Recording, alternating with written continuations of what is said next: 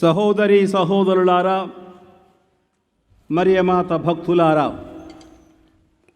2026 గుణదల లూర్దు మాత వేడుకలలో మొదటి రోజు సాయంకాల దివ్య పూజను సమర్పించడానికి మన ఆహ్వానాన్ని అందుకొని ఇక్కడకు విచ్చేసిన కడప పీఠాధిపతులు సగినాల పాల్ ప్రకాష్ గారిని హృదయపూర్వకంగా నేను స్వాగతిస్తున్నాను. గట్టిగా కరతాళ ధ్వనులతో బిషప్ గారిని స్వాగతిద్దాం. ఈ పుణ్యక్షేత్ర డైరెక్టర్ గారైన ఏలేటి జయరాజు స్వామి తరపున మేత్రాసన వికర్స్ జనరల్ గాబ్రియేల్ ప్రసాద్ గారుల తరపున మీ అందరి పేరులో వారికి స్వాగతం పలుకుతున్నాను. పోయిన సంవత్సరం మార్చి నెల 8వ తారీఖున పీఠాధిపతిగా నియమింపబడి ఏప్రిల్ 9వ తేదీన పీఠాధిపతులుగా వారు అభిషేకం పొందారు. సౌమ్యులు, విఘ్నులు, మరియ భక్తులు మన పీఠాధిపతులు. బైబిల్ గ్రంథాన్ని క్షుణ్ణంగా పారాయణం చేసి సాంకేతిక జ్ఞానాన్ని సంపాదించి గత 10 సంవత్సరాలుగా సెయింట్ జాన్స్ సెమినరీ హైదరాబాదులో ప్రొఫెసర్గా తమ సేవలను అందించారు. అనేక మంది గురు విద్యార్థులను తీర్చిదిద్దారు. రోము నగరంలో వారు పెద్ద చదువులు అభ్యసిస్తున్న కాలంలో అక్కడే నాకు వారు పరిచయమయ్యారు. పీఠాధిపతిగా ఉండటం అనేది పెద్ద బాధ్యతతో కూడిన పరిచర్య. తన బాధ్యతలను సక్రమంగా నెరవేర్చడానికి తగిన దైవ అనుగ్రహం మరియు మరియమాత విడుదల వారికి సదా తోడై ఉండాలని మనందరం పాల్ ప్రకాష్ పీఠాధిపతుల కొరకు ప్రత్యేకంగా ప్రార్థించుదాం. ఇంకొకసారి మన పూజ్య పీఠాధిపతులకు స్వాగతం, ఘన స్వాగతం. ఇప్పుడు మనందరి కొరకు ఈ పూజను సమర్పించాలని వారిని కోరుతున్నాను. పితా పుత్ర పవిత్రాత్మ నామమునా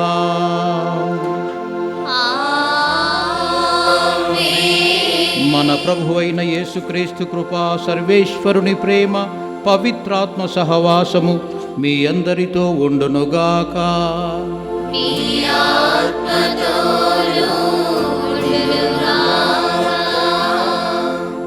పీఠాధిపతులు మహాఘనత వహించిన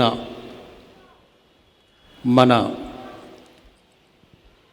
తండ్రి గారికి, నా సోదర గురువులకు, సహోదరి సహోదరులకు ప్రతి సంవత్సరము అతి ప్రతిష్టాత్మకంగా భావిస్తూ జరుపుకునేటువంటి పండుగ గుణదల మాత పండుగ. మన ప్రాంతీయ శ్రీసభ అంతా కూడా ఎదురు చూసేటువంటి ఒక మహోత్సవము.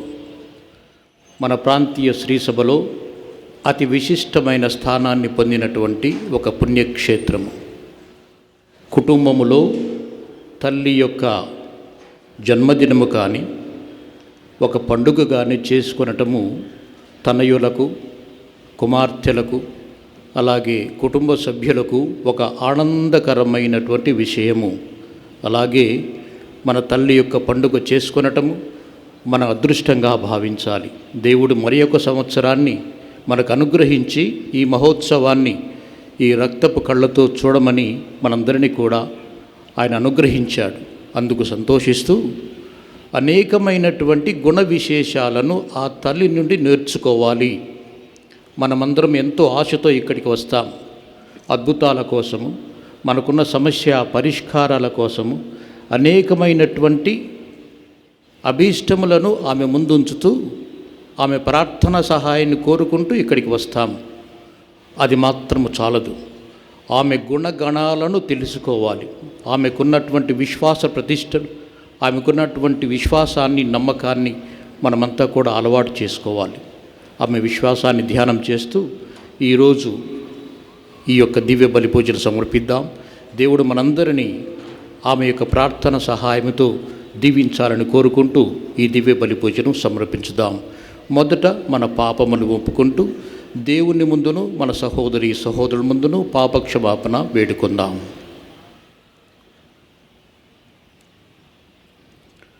సర్వశక్తి గల సర్వేశ్వరుని చెంతను సహోదరులారా, మీ చెంతను నా పాపములను ఒప్పుకొనుచున్నాను.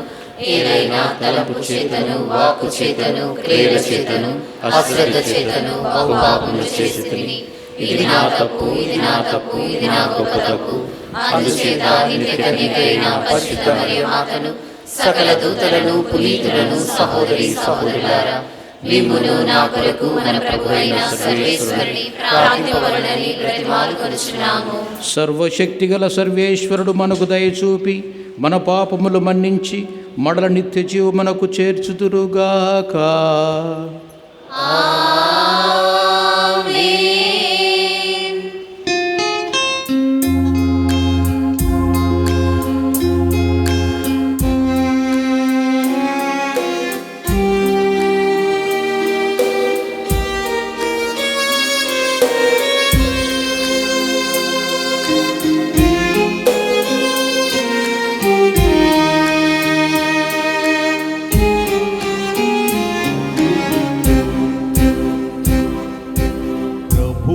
ప్రభు దయచూపుము. క్రీస్తు ప్రభు దయచూపుము. ప్రభు దయచూపుము. కరుణాశ్రితుడా, క్రీస్తు ప్రభు దయచూపుము. జీవదాత క్షమాధామ దయచూపుము. కృపాశ్రితుడా, క్రీస్తు ప్రభు దయచూపుము. మరియ తనయ దయచూపుము. శాంతి సదయ దయచూపుము. కృపాశ్రితుడా, క్రీస్తు ప్రభు దయచూపుము. ఓ క్రీస్తు ప్రభు దయచూపుము.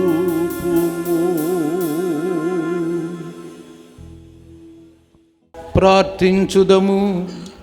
సర్వశక్తి గల ఓ సర్వేశ్వర, మరియమాత యొక్క ఫలభరితమైన కన్యత్వము ద్వారా మానవ జాతికి నిత్య రక్షణమును ప్రసాదించితివి. నీ కుమారుడును మా ప్రభువును అయిన యేసుక్రీస్తును ఆమె ద్వారా స్వీకరింపు మమ్ము యోగ్యులను చేసితివి. కావున ఆమె విజ్ఞాపన ప్రార్థన ప్రతిఫలమును చవిచూచు భాగ్యమును మాకు అనుగ్రహింపుమని నిన్ను వేడుకొనుచున్నాము. నీతో కలిసి పవిత్రాత్మతో సహా యుగ యుగములు జీవించుచు పాలించు మా నాథుడైన క్రీస్తు ద్వారా ఈ మనవి చేయుచున్నాము.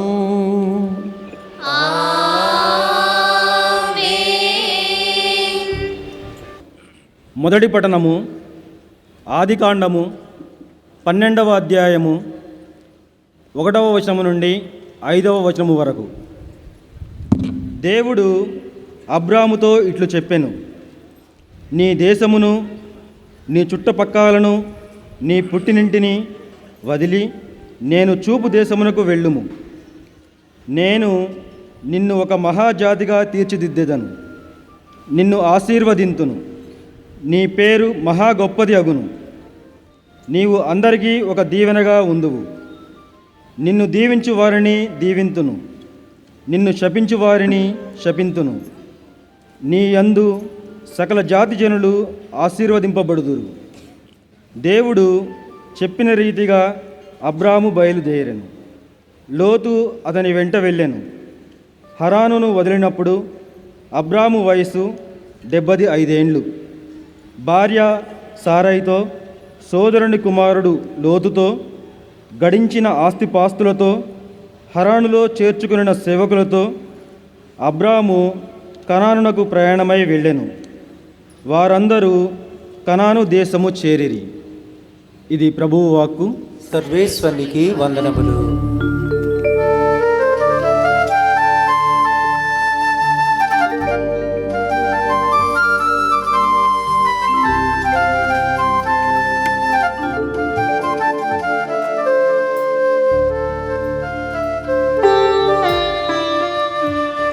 పరిశుద్ధ కన్యమరియమ్మ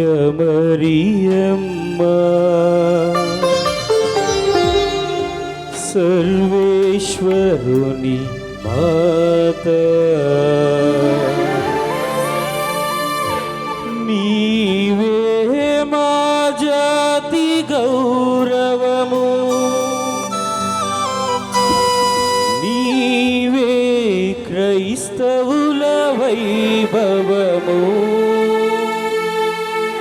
నీవే క్రైస్తవుల వైభవము.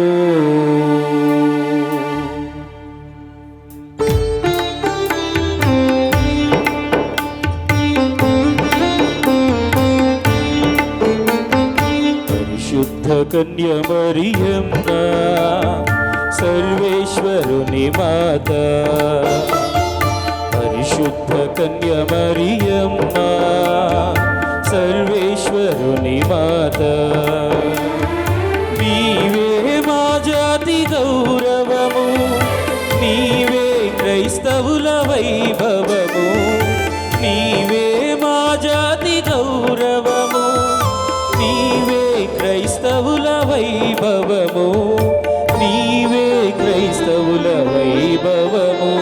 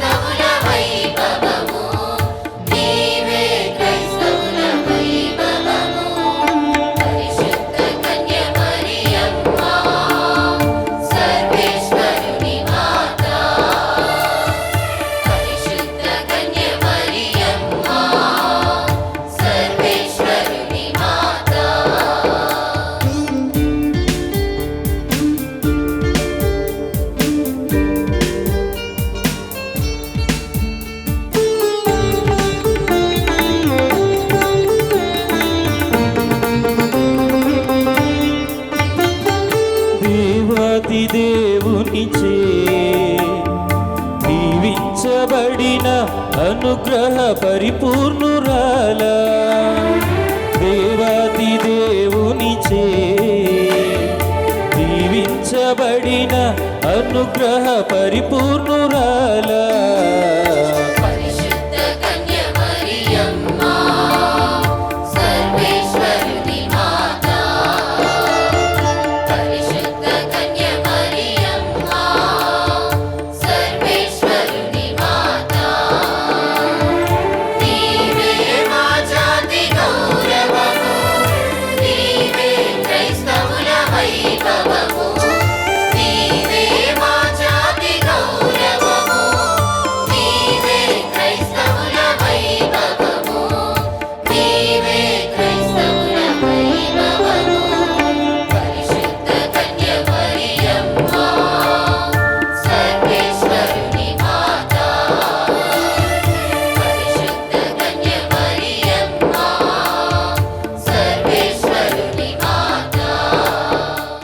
రెండవ పట్టణము.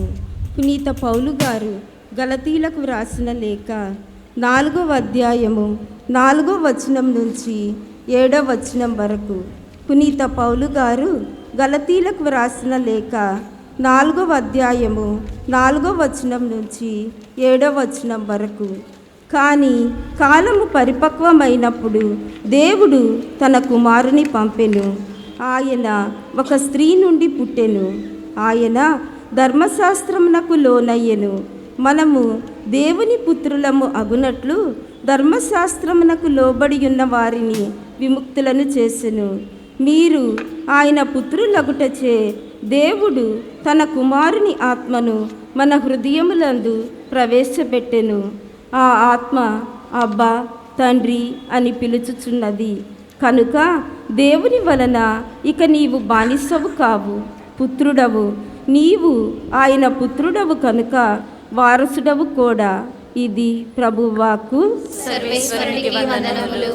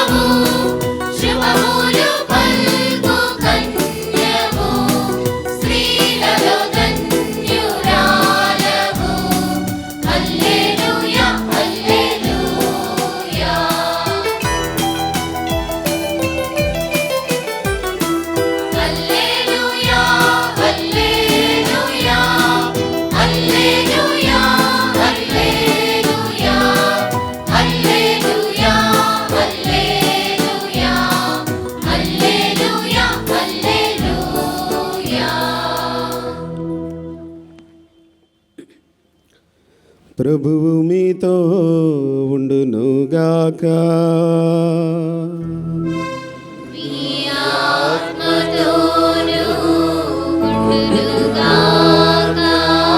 పునీత లూకా గారు రాసిన పవిత్ర సువిశేషములోని భాగము.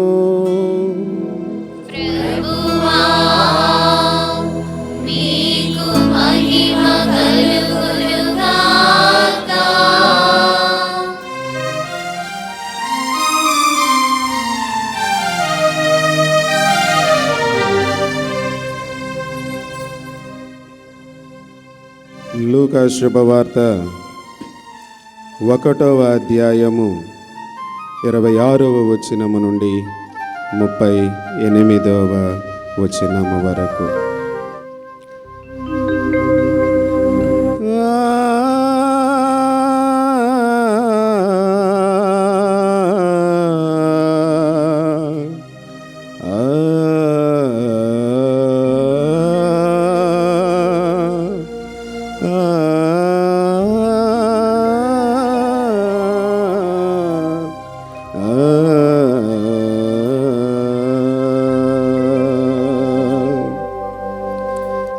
తదుపరి 6వ మాసమున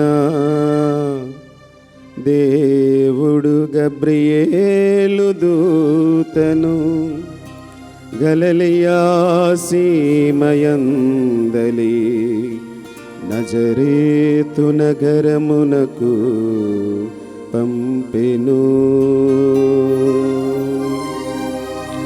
ఆ దూత దావీదు వంశస్థుడగు యోసేపునకు ప్రదానము చేయబడిన కన్యక యొద్దకు పంపబడెను. ఆమె పేరు మరియమ్మ.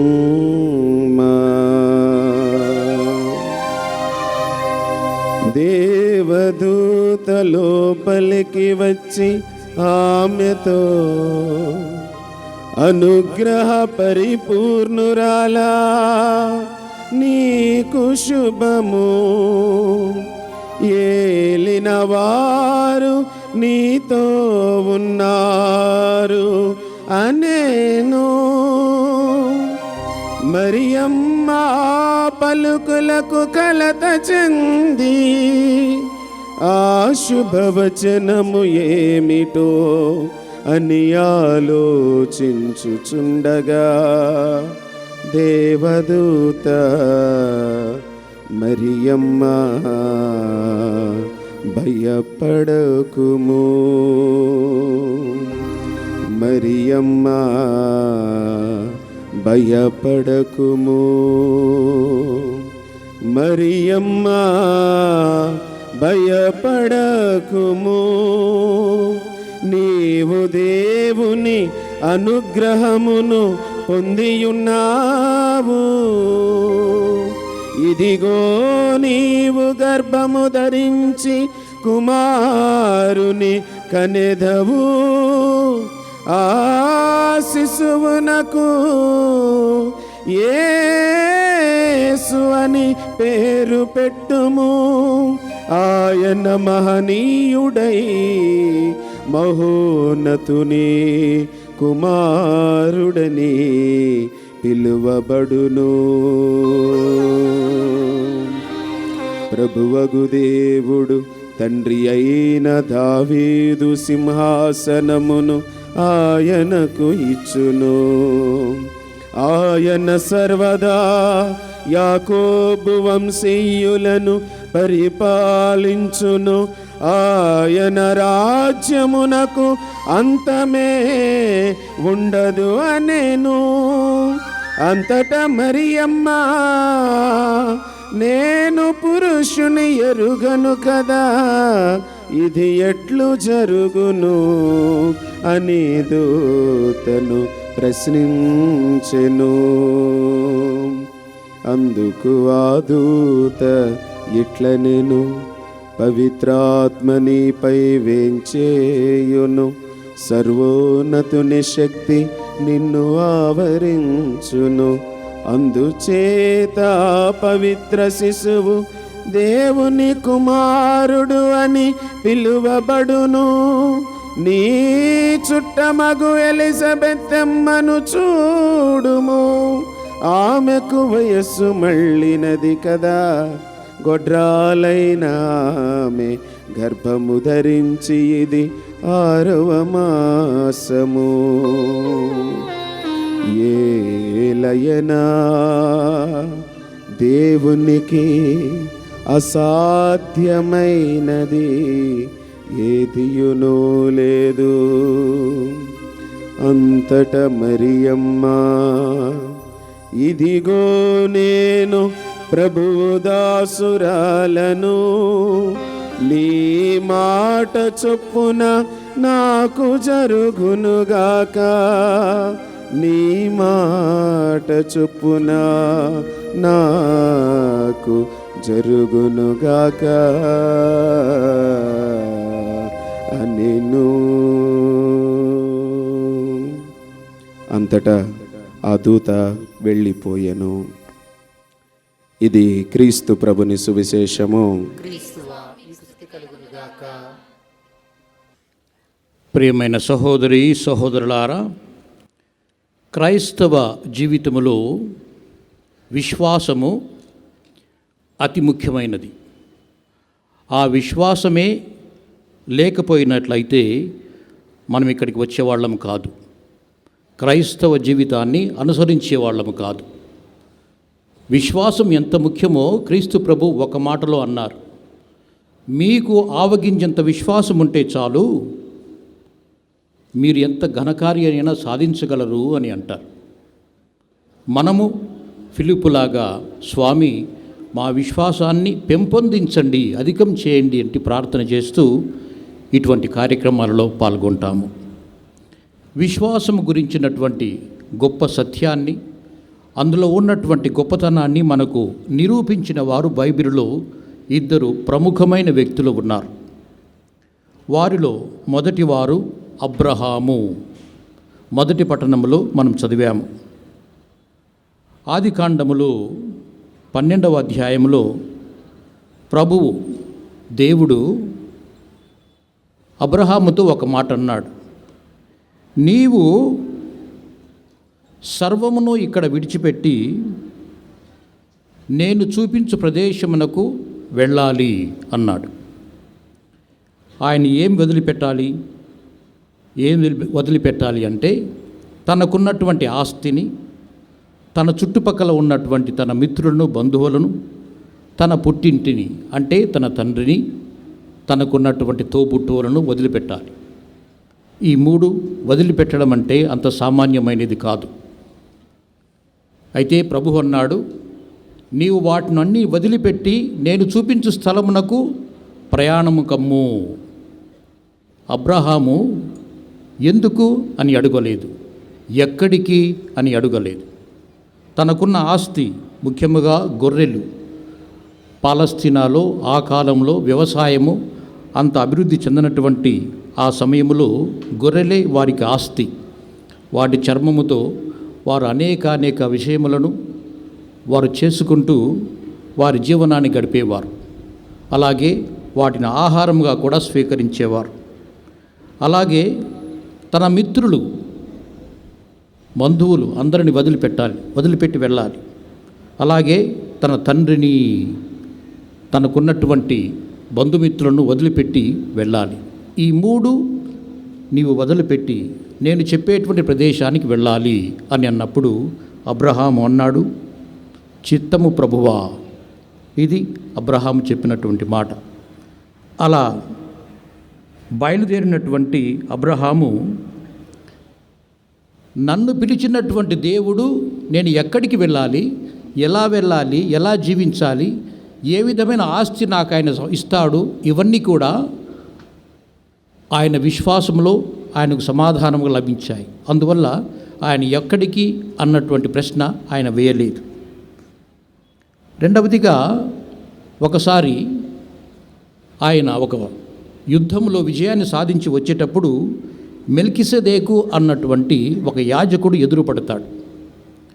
విజయం సాధించాడు యుద్ధంలో అని అంటే ఎంతోమంది బందీలను వెంటబెట్టుకొని వస్తారు. ఎందుకంటే వారు కూడా ఆ యుద్ధంలో తన ఆస్తి, తను సంపాదించిన ఆస్తి, అలాగే కొల్లగొట్టినటువంటి బంగారము, ధనము ఇవన్నీ కూడా ఉండేటివి. వాటన్నింటినీ చూసిన తర్వాత మెల్కిసెదెకు అన్నాడు, అబ్రహాము, నీవు ఈ మనుష్యులను నాకిమ్ము, మిగతాది నీవు తీసుకో అని అన్నాడు. ఆ కాలంలో యుద్ధములో జయించినటువంటి మనుషులు అంటే వాళ్ళు బానిసలుగా చూస్తారు. బానిసలంటే మనం ఊహించుకోవచ్చు ఆ కాలంలో ఎలా ఉండేవాళ్ళు. కానీ మెల్కిసెదెకు మహా ఉత్తముడు, శాంతి కాముకుడు, శాంతి కోరుకున్నటువంటి రాజు. షాలేము అన్నటువంటి రాజ్యానికి ఆయన అధిపతి, ఒక యాజకుడు. ఆయన ఆ మాట అనేసరికి అబ్రహాం అన్నాడు, స్వామి, నాకు ఈ మనుషులను బాధ పెట్టాలని ఎంతమాత్రమూ లేదు అని అన్నాడు. షాలేము అన్నటువంటి మాట ఏమిటంటే, అది లతీను భాషలో చక్కగా చెప్పబడింది, దా మిహి ఆనిమాస్ చేతిరా తోల్లే, దా మిహి ఆనిమాస్ చేతిరా తోల్లే, నాకు మనుషులను ఇమ్ము, నీవు మిగతా తీసుకో అని అన్నాడు. అప్పుడు అబ్రహాం అన్నాడు, నాకు అటువంటి దురుద్దేశం అంటూ ఏమీ లేదు స్వామి అన్నాడు. ఈ వాక్యము పునీత జాన్ బోస్కో గారు తీసుకున్నారు, తన ఆశయంగా తీసుకున్నారు. నాకు ఆత్మల నిమ్ము, మిగతాది నీవు తీసుకో అంటూ తన ఆశయాన్ని కొనసాగించారు. ఆయనకి ఈ వాక్యము నచ్చింది. సలేషన్ ఫాదర్స్ కానీ సిస్టర్స్ కానీ ఉంటే వారికి ఈ విషయం తెలుసు. నాకు ఆత్మల నిమ్ము, మిగతాది నీవు తీసుకో అంటూ మెల్కిసెదెకు చెప్పినటువంటి ఆ వాక్యము అబ్రహాము చేస్తూ ఆయనకు 10వ వంతు చెల్లించినట్లుగా మనము గమనిస్తాం. అంటే మనుషుల పట్ల ప్రేమ, విశ్వాసం ఉన్నటువంటి వ్యక్తికి మనుషుల పట్ల ప్రేమ ఉంటుంది. అపోస్తుల కార్యములో 10వ అధ్యాయం మనం చదువుతాము. క్రీస్తు ప్రభు అంతటా పర్యటిస్తూ అందరికీ మేలు చేశాడు. విశ్వాసం ఉన్నటువంటి ప్రభువు, విశ్వాసానికి పరాకాష్ట, ఆయన అందరికీ మేలు చేస్తూ అది సామాన్యంగా మామూలుగా చెప్పేటువంటి మాట కాదు. ఎవరు ఎందరు అంటే ఆయన కీడు చేసిన వాళ్ళు కూడా, కీడు చేసిన వాళ్ళకు కూడా ఆయన మేలు చేశాడు. శిలువ మీద ఉన్నప్పుడు తనను అవమానిస్తూ ఎంతో హింసాత్మకంగా చంపుతూ ఉన్నప్పుడు ప్రభువు అన్నాడు, స్వామి, తండ్రి, వీరు చేస్తున్నదేమో వీరికి తెలియదు, వీరిని క్షమించండి అంటూ ప్రార్థించాడు. అంటే అక్కడ ఉన్నటువంటి ఆయన శత్రువులు, ఫరిసయ్యులు, ఇతరులు ఆయన అవమానించాలి అనుకున్న వాళ్ళందరూ కూడా ఆశ్చర్యపోయారు. ఏమిటి ఈయన ఇంత గొప్పగా హింసిస్తూ అవమానకరంగా చంపుతున్నప్పటికీ కూడా మా కోసం ప్రార్థిస్తున్నాడేమిటి అంటూ వారు కూడా కదిలిపోయారు. అంత గొప్ప ప్రేమ ప్రభువు చూపిస్తాడు. అంటే విశ్వాసం ఉన్న వ్యక్తి ఇతరులకు ఆ విధంగా ప్రేమను చూపిస్తాడు అంటూ అపోస్తల కార్యములో లూకా ఆయన అందరికీ మేలు చేయొచ్చు అంటూ మనకు చెబుతాడు. అలాగే మార్కు సువిశేషము 6వ అధ్యాయం 56వ వచనములో ఆయనను తాకిన వారందరూ స్వస్థపడిరి, స్వస్థత నొందిరి అంటారు. అంటే విశ్వాసముతో ఎంత గొప్పగా, ఎంత అద్భుత కార్యములు ప్రభువు చేసి నిరూపించాడో మనకు అర్థమవుతుంది. కాబట్టి విశ్వాసం అన్నటువంటిది మొదట విధేయత చూపుతుంది, అలాగే మనుషుల పట్ల ప్రేమను వ్యక్తం చేస్తుంది అంటూ అబ్రహాము మనకు నిరూపిస్తాడు. మూడవదిగా ఆదికాండము 22వ అధ్యాయములో దేవుడు అన్నాడు, అబ్రహాము, నీకున్నటువంటి కొడుకు ఇస్సాకు నీవు నేను చెప్పేటువంటి ప్రదేశంలోకి తీసుకువెళ్ళి నాకు బలిగా సమర్పించు అని అన్నాడు. అంతకుముందు దేవుడు అన్నాడు, నీకు కుమారుని ప్రసాదిస్తాను, ఆ కుమారుని ద్వారా నీవు ఆకాశమునందలి నక్షత్రముల వలె, సముద్ర తీరమునందలి ఇసుకరేణువుల వలె సంతతిని పొందుతావు అని అన్నాడు. అలా చెప్పినటువంటి ప్రభువు అదే కొడుకును తీసుకుని వెళ్ళి నాకు బలిగా ఇమ్ము అని అన్నాడు. అబ్రహాము ఒక్క మాట కూడా ఎదురు చెప్పలేదు, ఒక ప్రశ్న కూడా లేదు. ఎందుకు, ఏమిటి, ఏ ప్రశ్న లేదు. చిత్తము ప్రభువా, ఇది ఆయన సమాధానం. అయితే ఈ బలి ఎలా ఉంటుంది? ఈ బలి ఏదో చంపి అలా పక్కన పడేసినట్లు కాదు. తన కుమారుణ్ణి తానే స్వయముగా చంపాలి. చంపిన తర్వాత ఆ కొండరాళ్లతో చేసినటువంటి ఒక చిన్న పీఠం మీద ఆ బాలుని శరీరాన్ని ఉంచుతూ ఆ బాలుని శరీరాన్ని దహనం చేయాలి. ఎందుకు దహన బలి అది. దహనం చేస్తూ తన చేతులతో చంపి తన కళ్ళ ముందు తన కొడుకు శరీరము అలా దహించుకుపోతూ ఉంటే, కాలిపోతూ ఉంటే చూస్తూ నిల్చొనాలి. ఇది పరీక్ష. ఈ పరీక్షలో అబ్రహాము విఫలం కాలేదు. చిత్తము ప్రభువా, చేస్తాను అని అన్నాడు. అది అబ్రహాము విశ్వాసం. అటువంటి గొప్ప విశ్వాసముతో ఆయన వెళ్ళినప్పుడు దేవుడు ఆయన ఏ విధంగా ఆదుకున్నది, ఏ విధంగా ప్రతిఫలం చూపించినది, ఏ విధంగా ఆయన సంతతిని గొప్పదిగా చేసినది మనందరికీ తెలిసినటువంటి విషయమే. ఇది అబ్రహాము చరిత్రలో విశ్వాసాన్ని మనము చూసేటువంటి కొన్ని సంఘటనలు. అలాంటి వ్యక్తి మనకు నూతన నిబంధనలో కనిపిస్తారు. ఆమె మరియ తల్లి. అటు అబ్రహాము, ఇటు మరియ తల్లి. మరియ తల్లి ఏ విధంగా తన విశ్వాసాన్ని చూపించగలిగింది? లూకా సువిశేషంలో ఫాదర్ గారు చదివారు. 1వ అధ్యాయం 31వ వచనంలో గాబ్రియల్ సన్మనస్కుడు వచ్చి ఒక వార్త చెప్పాడు. మనమంతా అనుకుంటాం అది మంగళవార్త అని అన్నాము, శుభవచనము అని అన్నాము. కానీ అది శుభవచనం కాదు. ఆమెకు ఆ సమయంలో అది ఒక మరణ శాసనము. ఎందుకంటే గాబ్రియల్ సన్మనస్కుడు ఏమన్నాడు అంటే, అమ్మ, నీవు గర్భము ధరిస్తావు అన్నాడు. ఆమె ఆశ్చర్యపోయింది, భయపడిపోయింది. ఇదేమిటి, నేను గర్భం ధరించడం ఏమిటి? పురుష ప్రమేయం లేదు కదా, నేను నా భర్తతో సంసారాన్ని మొదలుపెట్టలేదు కదా, ఎలా సాధ్యమవుతుంది అంటూ ఆమె అదే అనుమానాన్ని వ్యక్తం చేసింది. ఎందుకంటే యోసేపు అంటే ఆమె ప్రదానం చేయబడినటువంటి వ్యక్తి యోసేపు, ఈయన ఎందుకు నేను మరణశాసనం అని ఎందుకన్నానో వివరిస్తున్నాను. యోసేపు ఒకవేళ ఆమె గర్భముతో నాకు ప్రమేయము లేదు అని ఒక మాట చెప్పాడనుకోండి, అప్పుడు ఆమె పరిస్థితి ఎలా ఉంటుందంటే, ఆమెను రాళ్లతో కొట్టి చంపాలి అంటూ ద్వితీయోపదేశ కాండము 22వ అధ్యాయంలో ఉంది. అంటే ఒకరికి ప్రదానం చేయబడినటువంటి ఒక బాలిక శీలవతి కాదు అని తెలుసుకున్నప్పుడు ఆమెను రాళ్లతో కొట్టి చంపాలి అంటూ ద్వితీయోపదేశ కాండము 22వ అధ్యాయంలో వ్రాయబడి ఉంది. కారణం ఏమిటంటే మొట్టమొదటిగా ఆమె తన కుటుంబానికి అగౌరవం తీసుకువచ్చింది, తన తండ్రికి అగౌరవం చూపిస్తూ ఉన్నది. రెండవది, తాను ప్రదానం చేయబడినటువంటి వ్యక్తిని మోసగించినది, ఇది రెండవది. మూడవది, ధర్మశాస్త్రాన్ని పాటించలేదు. ఇవి కారణాలు. ఈ కారణాల వల్ల ఆ అమ్మాయిని రాళ్లతో కొట్టి చంపాలి అంటూ వ్రాయబడి ఉంది. అందువల్ల గాబ్రియేలు చెప్పినటువంటి వార్త అది ఒక మరణశాసనంలాగా మనకు కనిపిస్తూ ఉంది. అందుకు ఆమె ఇది ఎలా సాధ్యమవుతుంది, పురుష ప్రమేయం లేదు కదా అంటూ తన అనుమానాన్ని వ్యక్తం చేసింది. వ్యక్తం చేసినప్పుడు గాబ్రియేలు సన్మనస్కుడు అన్నాడు కదా, ఇది దైవ చిత్తము, దైవ సంకల్పము, దైవ ప్రమేయము. అందువల్ల పవిత్రాత్మ శక్తి చేత నీవు గర్భం ధరిస్తావు, పవిత్రాత్మ శక్తి అని అన్నప్పుడు అప్పటికే విశ్వాసములో స్థిరపడినటువంటి, తనను తాను స్థిరీకరించుకున్నటువంటి మహిళ కాబట్టి, బాలిక కాబట్టి ఆమె అన్నది, ఇది దేవుని చిత్తము, నీవు చెప్పినట్లే నాకు జరుగుగాక అంటూ ఆమె ఆ వార్త చెప్పడం మనము గమనిస్తాము.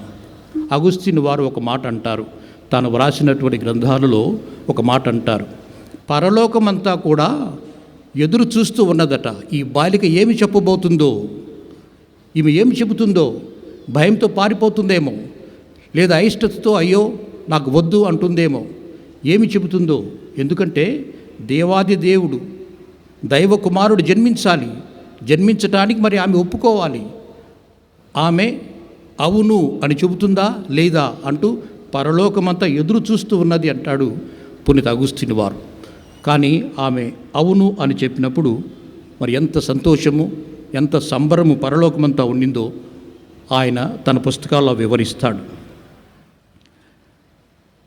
కాబట్టి విశ్వాసం అన్నది విధేయతకు అబ్రహాము విషయంలో సాధ్యమైంది. అలాగే విశ్వాసము ఒక ధైర్యానికి, దేవుని మీద ఆధారపడినటువంటి ఒక బాలికగా మరియ తల్లికి ఎంత గొప్పగా ఉపకరించిందో మనకు ఇక్కడ స్పష్టంగా అర్థమవుతుంది. అందుకే హెబ్రీయులకు రాసిన పత్రిక 11వ అధ్యాయము 1వ వచనములో అంటారు, విశ్వాసమనగా మనము నిరీక్షించు విషయములందు నిస్సందేహముగా ఉండుట, చూడజాలని విషయము గూర్చి నిశ్చయముగా ఉండుట. మనకు కనిపించదు కానీ దాని గురించి నిశ్చయముగా ఉండటము. ఒక విశ్వాసము, ఒక ధైర్యము, ఒక నిశ్చలత, ఒక నమ్మకము, ఈ ఇద్దరిలో మనం గమనిస్తాం. విశ్వాసం విధేయతకు దారి తీస్తుంది అని చెప్పాను. అలాగే మరియమ్మ చెప్పినట్లు, ఇదిగో నేను ప్రభువు దాసిరాలను, నీవు చెప్పినట్లు నాకు జరుగుగాక అని చెప్పడం మనం గమనించాం. అంటే నేను దేనికైనా సిద్ధంగా ఉన్నాను, ఎందుకంటే దేవుడు చెప్పిన మాట, దేవుడు ఆయన ఏర్పాటు చేసిన ప్రణాళిక, అందువల్ల నేను దేనికైనా సిద్ధంగా ఉన్నాను అని ఆమె చెప్పడం మనం గమనిస్తాం. ఆమె మాటల్లో కాకుండా తన ప్రవర్తనతో చెప్పడం. అంటే ఆమె ఈ విషయాన్ని తన భర్తతో చెప్పినట్లు మనకు తెలియదు, తన తల్లిదండ్రులతో చెప్పినట్లు మనకు తెలియదు. కానీ ఆమె విశ్వాసం ఏమిటి? నన్ను ఈ స్థితికి ఎన్నుకున్నటువంటి దేవుడు మిగతా విషయాలు తానే చూస్తాడు అన్నటువంటి ఒక నిశ్చలత, ఒక నమ్మకము, ఒక ధైర్యము, ఒక విశ్వాసం, ఇది ఆమెలో ఉన్నది. అందువల్లనే ఆమె అంత నమ్మకంగా ఉన్నది.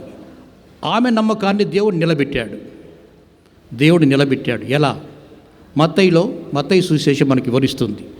యోసేపు అప్పటికే ఆమె గర్భవతి అని గ్రహించి ఆమెను ఏ విధంగా తన ఇంటికి పంపించాలి అంటూ ఆలోచిస్తూ మదన పడుతూ ఉన్నప్పుడు, ఎందుకంటే మత్తయి సువిశేషం ఉంటుంది, ఆయన నీతిమంతుడు, యోసేపు నీతిమంతుడికి ఇతరులను కష్టపెట్టాలన్నటువంటి యోచన ఉండదు.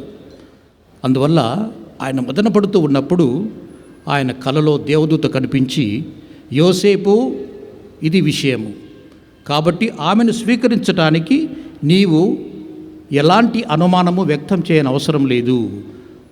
ఆమె సాక్షాత్తు దైవకుమారుని గర్భమందు మోస్తూ ఉంది, ఆయనకు జన్మనివ్వబోతుంది అంటూ చెప్పడం గమనిస్తాము. ఇక్కడ ఒక విషయాన్ని మనమందరం గమనించాలి. మత్తయి సువిశేషము 1:21 గాబ్రియల్ సన్మంతుడు అంటాడు, ఆమె గర్భము ధరించి ఒక కుమారునికి జన్మనిస్తుంది. ఒక కుమారుడు, ఒకడే. కొంతమంది అంటుంటారు మరీ తల్లికి ఇంకా కుమారులు కుమార్తెలు ఉన్నారు అంటుంటారు. ఎంత మాత్రం నిజము కాదు. బైబిల్ నుండే మనం సమాధానం చెప్పాలి. బైబిల్ నుండి ఒక కుమారుడు అంతే. గాబ్రియల్ సన్మంతుడు చెప్పినటువంటి మాట దేవదూత చెప్పిన మాటకు తిరిగి ఉండదు. తిరుగు ఉందని ఎవరైనా భావిస్తే లేదా అవమానకరంగా భావించినట్లయితే వారికి తగినటువంటి శాస్తి జరిగిందని జకరియా వృత్తాంతంలో మనకు తెలుసు. ఒక కుమారుని కంటుంది అంతే. ఒకడే. మూలంలోకి వీళ్ళు గ్రీకు భాషలో చూసినా అలాగే ఉంటుంది. ఒక కుమారుడే. కాబట్టి కానాపల్లి వివాహములో మరియ తల్లిని క్రీస్తు ప్రభువును ఆహ్వానించినటువంటి పెళ్లి పెద్దలు ఒకవేళ ఆయనకు తోబుట్టువులు ఉంటే వారిని కూడా ఆహ్వానించేవాళ్ళు. అక్కడ మనం ఎవరిని చూడము, వీళ్ళిద్దరినే చూస్తాము. వీళ్ళిద్దరే సంభాషించుకుంటారు. అలాగే ఆయనకు తోబుట్టువులు ఒకవేళ ఉన్నట్లయితే కలువరిగిరిలో ఆయన చనిపోతూ ఒంటరిగా విధవరాలిగా ఉన్నటువంటి తల్లిని చూసి ఆ తల్లిని పరాయివాడైనటువంటి తాను ఎంత ప్రేమించినా యోహాను పరాయివాడే కదా, ఆయనకు అప్పగిస్తాడు. ఒకవేళ తోబుట్టువులే ఉంటే అలా అప్పగించాల్సిన అవసరం లేదు కదా. ముఖ్యంగా ఒక కుమార్తె ఉంటే కుమార్తెలు తల్లిని వదిలిపెట్టరు, తీసుకువెళ్తారు. కుమార్తెలు లేరు, కుమారులు లేరు, ఒకతే నిలబడిపోయింది. కాబట్టి ప్రభు అన్నాడు, ఇదిగో నీ తల్లి, ఆమెను స్వీకరించు, ఆమె బాగోగులు చూసుకో, నేను వెళ్ళిపోతున్నాను అంటూ చెప్పడం అక్కడ జరిగింది. కాబట్టి ఒక కుమారుని కనును అంటూ యోసేపుకు చెబుతాడు. దేవదూత చెప్పినప్పుడు యోసేపు అది విని ఎంతో ఆశ్చర్యంతో భయపడిపోతాడు. నాకు ప్రదానం చేయబడినటువంటి ఈ మహనీయురాలు సాక్షాత్తు దైవకుమారునికి ఆమె జన్మనివ్వబోతుంది. ఎంత ఉత్తమురాలు, ఎంత పవిత్రమైన స్త్రీ అంటూ మరి అటువంటి పవిత్రమైన స్త్రీని మరి తాకడానికి సాహసిస్తాడా? లేదు. అప్పటి నుండి ఎంతో గొప్పగా ఆమెను చూసుకోవడం, ఆమెను సంరక్షించడం ప్రారంభించాడు. అది యోసేపులోని ఆయనలో ఉన్నటువంటి గొప్పతనం. ఆయన నీతిమంతుడు అని మత్తయి చెప్పినటువంటి ఆ వాక్యం ఇక్కడ సార్థకత సదరించుకుంటుంది. ఆయన నీతిమంతుడు. అందువల్లే ఆమెను అప్పటి నుండి ఎంతో గొప్పగా చూసుకున్నట్లుగా మనము గమనిస్తాము. ఇవన్నీ కూడా ఒక ఎత్తు అయితే, దేవుని వాక్యాన్ని నిలబెట్టినటువంటి విశ్వాసంతో గమనించి ఆమె దేవుని వాక్యాన్ని నమ్మింది అని ఎవరు వ్యక్తం చేశారు అంటే ఎలిజబెత్ అమ్మ. ఆమె అన్నది కదా, అమ్మ, ప్రభువు పలికిన మాట నెరవేరును అని నీవు విశ్వసించావు, అందువల్ల నీవు ధన్యురాలవు. ప్రభువు పలికిన మాటలు చాలామంది విన్నారు, కానీ వాళ్ళు నమ్మలేదు. కానీ నీవు బాలికవు, నీవు నమ్మావు, అందువల్ల నీవు ధన్యురాలవు అంటూ అన్నది. ఈ మాట అంటూ ఆమె పరోక్షంగా తన భర్తను కూడా కొంచెం దెప్పి పొడిచింది. ఏం జరిగింది ఆమె భర్తకు? ఆమె భర్త జకరియా, ఆయన యాజకుడు.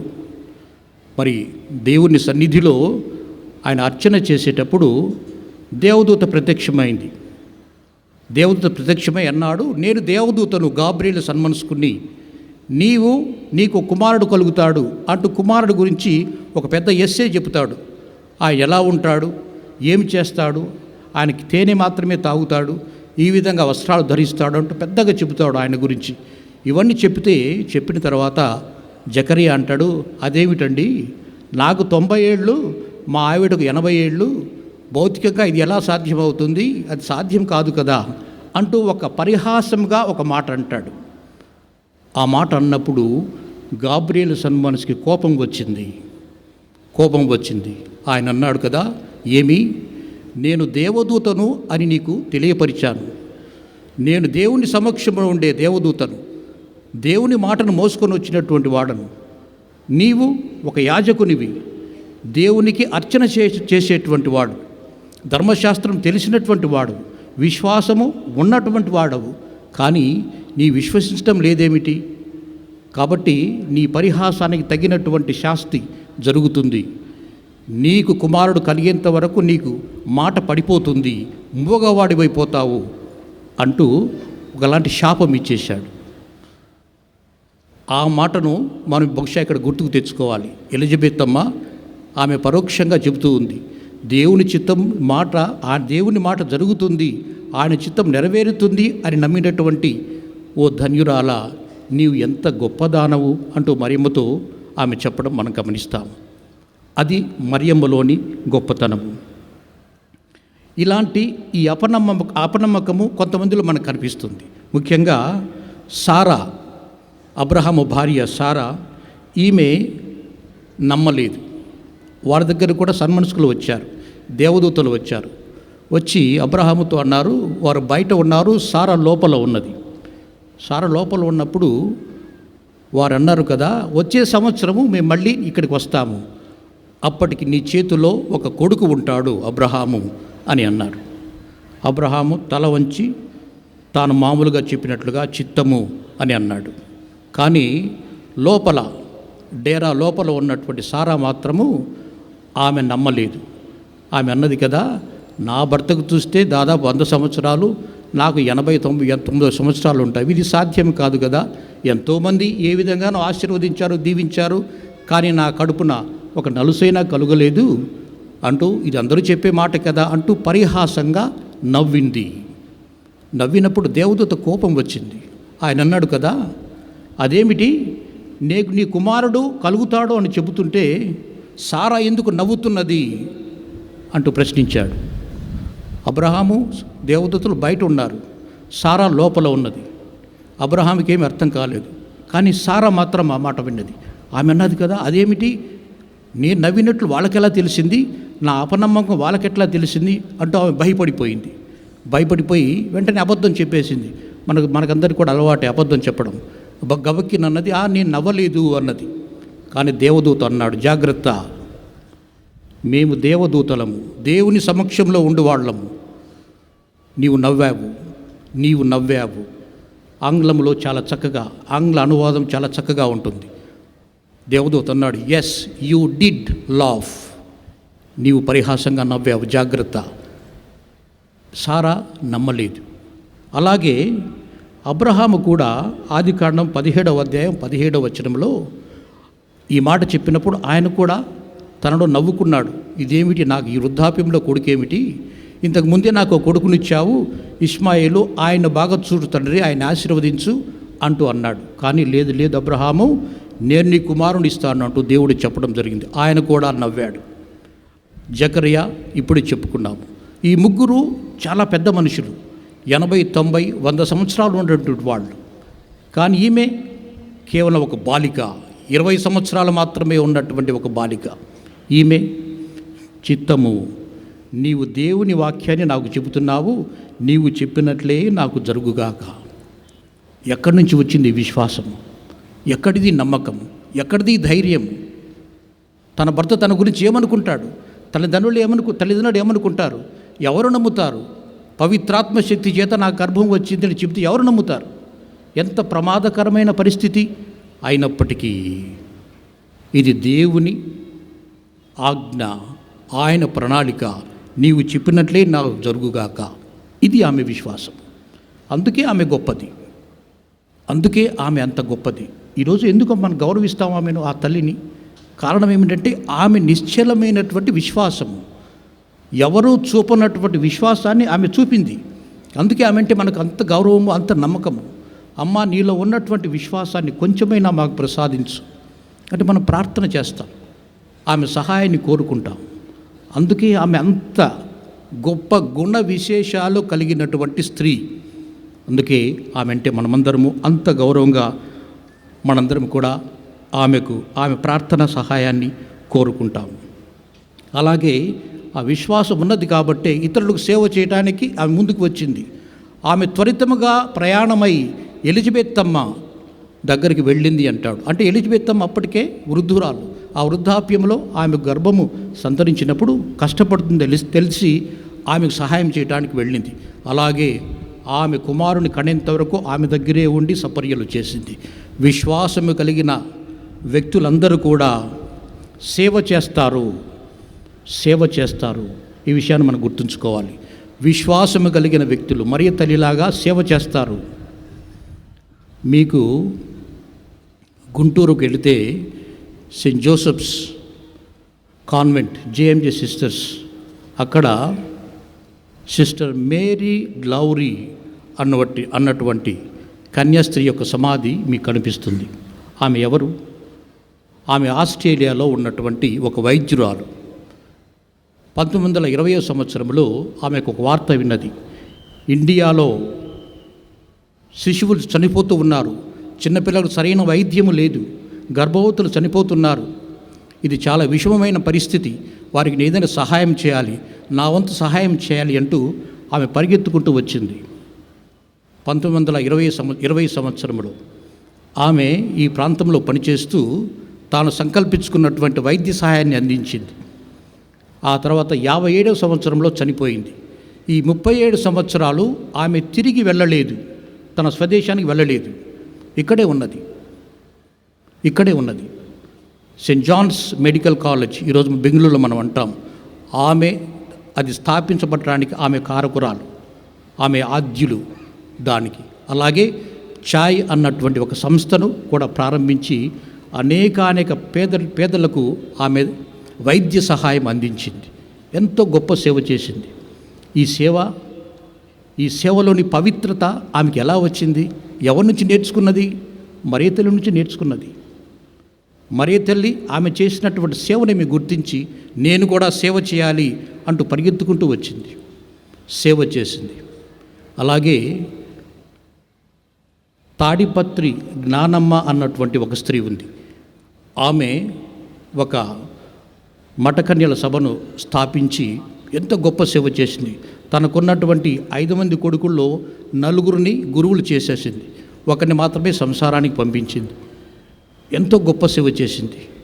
వీళ్ళందరూ ఏమని భావించారు? వాళ్ళు భావించింది ఒకటే, సేవ చేయడంలో పవిత్రత ఉంది. మరియ తల్లిలాగా సేవ చేయటంలో పవిత్రత ఉంది. ఈరోజు మీరంతా ఇక్కడ చూస్తే కన్యాస్త్రీలంతా ఇక్కడ కనపడుతూ ఉన్నారు.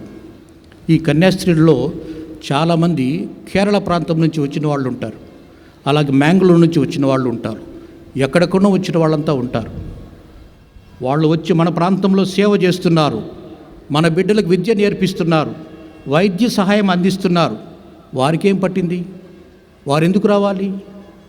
ఎందుకు వచ్చారు అంటే వారి విశ్వాసములో వాళ్ళు నమ్ముతున్నది ఏమిటంటే సేవ చేయటంలో పవిత్రత ఉంది, సేవ చేయటంలో పవిత్రత ఉంది అంటూ వారంతా ఇక్కడికి వచ్చారు.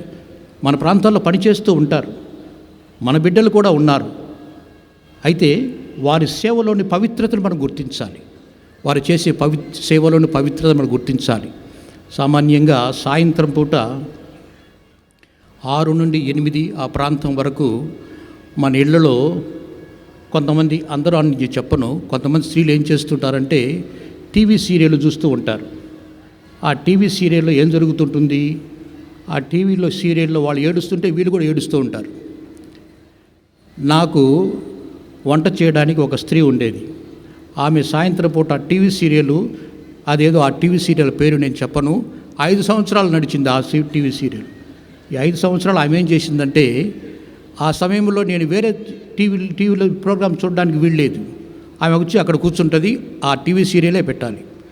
అందులో వాళ్ళు ఏడుస్తుంటే ఈమె కూడా ఏడుస్తూ ఉంటుంది, వాళ్ళు నవ్వుతూ ఈమె నవ్వుతూ ఉంటుంది.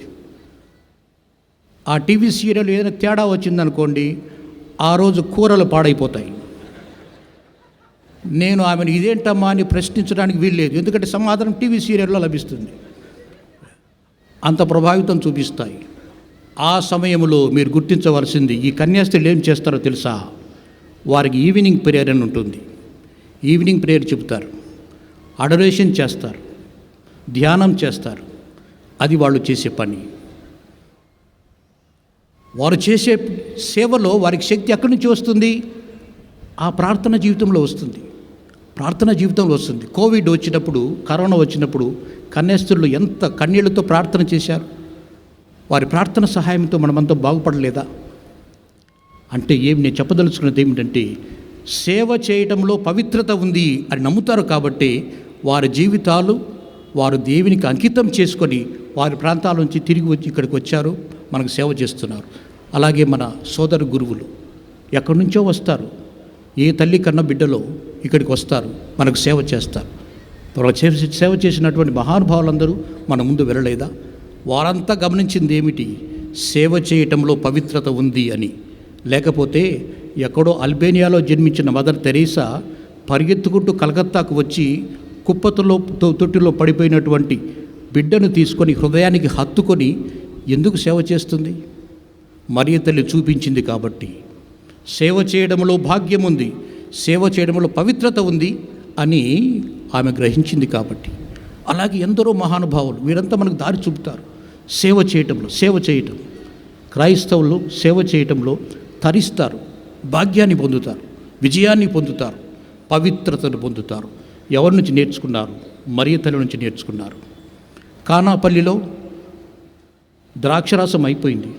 ఆమెకు సంబంధించిన విషయం కాదు. ఆమె కేవలం ఒక అతిథి మాత్రమే, ఒక గెస్ట్ మాత్రమే.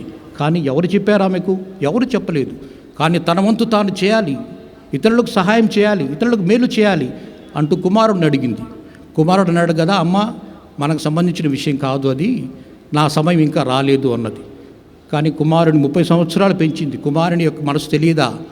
ఆమెకు తెలుసు. అందుకే పని వాళ్ళతో చెప్పింది, ఎదుగో ఆ కుర్రవాడు ఉన్నాడు కదా, ఆయన ఏం చెప్తాడో అది చేయండి అంటూ ఆమె ప్రోత్సహించింది. తల్లి మనసు గ్రహించిన వాడై కొడుకు తన సమయం రాకపోయినా అద్భుతం చేసి తన తల్లి మాట నిలబెట్టాడు, తన తల్లిని సంతోషపెట్టాడు. ఆ తల్లి మనసు అటువంటిది. మన జీవితంలో కూడా ఏదైనా లోటు జరిగిందనుకోండి, ఏదైనా అపశుద్ధి జరిగిందనుకోండి, ఆ తల్లి ఉన్నది. ఆమె అంటుంది, వారికి ఈ లోటు వచ్చింది, ఈ సమస్య వచ్చింది, ఈ అస్వస్థత జరిగింది, వారికి బాగు చేయనైనా వారిని ఆదుకో అంటూ కుమారునికి చెబుతుంది. తల్లి మనసు గ్రహించిన వాడై యేసుక్రీస్తు ప్రభు మనందరికీ కూడా సహాయం చేస్తాడు. అటువంటి గొప్ప తల్లి మనకున్నందుకు మనమందరం కూడా ఎంతో సంతోషించాలి. అటువంటి తల్లికి 30 సంవత్సరాలు పెంచిన కొడుకు 33వ సంవత్సరంలో ఏమి లభించింది? ఆమెకేమి లభించింది అంటే, మార్కు సువిశేషం 3వ అధ్యాయంలో ఒక మాట ఉంది. అందరూ ఆయనకు మతి చెల్లించింది అన్నారు. పరిగెత్తుకుంటూ వెళ్ళింది. ఆయనకు మతి చెల్లించింది, పరిగెత్తుకుంటూ వెళ్ళింది. అది మొదటిది. రెండవది ఆమెకు లభించింది ఏమిటంటే, 33వ సంవత్సరంలో ఆయనను చంపి, తన కొడుకును చంపి నిర్జీవమైన శరీరాన్ని ఆమె చేతుల్లో ఉంచారు. 33 సంవత్సరాల తన కొడుకును చూసిన తల్లికి ఆమెకు లభించినటువంటి బహుమానం అది. కానీ ఆమె భయపడలేదు. ఆమె కన్నీళ్లు పెట్టినట్లుగా, ఏడ్చినట్లుగా మనకు సువిశేషంలో కనిపించదు. ఒక ధీర వనితగా శిలువ దగ్గర నిల్చొని చూస్తున్నట్లుగా తన కుమారుడు చేసేటువంటి త్యాగ బలిని తిలకించినటువంటి ధీర వనితగా మనం గమనిస్తాం. అది ఆమె ధైర్యం, అది ఆమె పవిత్రత, అది ఆమె నిశ్చలత, ఆమె విశ్వాసము. అటువంటి ధీర వనిత కాబట్టే నీ కుటుంబంలో ఏదైనా జరిగినట్లయితే నీకు ధైర్యాన్ని ఇవ్వటానికి, నీకు నీ విశ్వాసాన్ని పటిష్టపరచడానికి ఆమె ముందుకు వస్తుంది, నీకోసం ప్రార్థిస్తుంది. ఒక ధైర్యవంతురాలు, ఒక ధీర వనిత, విశ్వాసం ఉన్నటువంటి స్త్రీ మన తల్లి కాబట్టి మనందరిని కూడా ఆదుకుంటుంది.